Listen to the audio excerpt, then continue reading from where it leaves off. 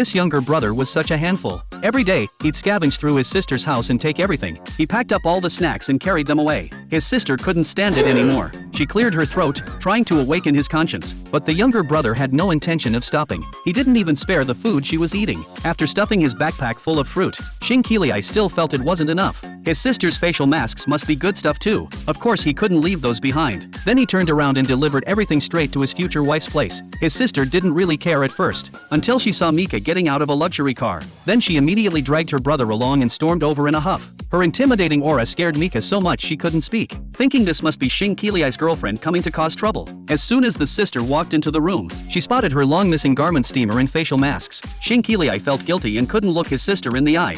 Faced with the woman's overwhelming presence, Mika instinctively began explaining the whole process of how she had rented Shin Kili's place. After she finished her stammering explanation, the sister finally revealed who she really was. Mika breathed a huge sigh of relief. Before leaving, Shin Kili asked her out on a date for the next day. Mika was really looking forward to it. For the first time, she carefully put on a facial mask. Meanwhile, Shin Kili was racking his brain over where to go. Everyone on the SWAT team was single, so he had no one to ask for advice. Helpless, he turned to the internet for ideas. The next day, Mika dressed up carefully. Shin Kili planned to take her to a lavender garden. Since he couldn't remember the directions, he wrote little notes on his hand, which Mika found both adorable and funny. But when they got there, it started pouring rain. Shin Kili had no choice but to go to plan B, taking Mika to a trendy restaurant nearby. Just then, he received an emergency call. Shin Kili looked at her apologetically. Mika understood his situation and didn't blame him, but she couldn't help feeling a little disappointed. He dropped her off at a nearby bus stop, left his jacket with her to keep her dry, then turned and walked away without looking back.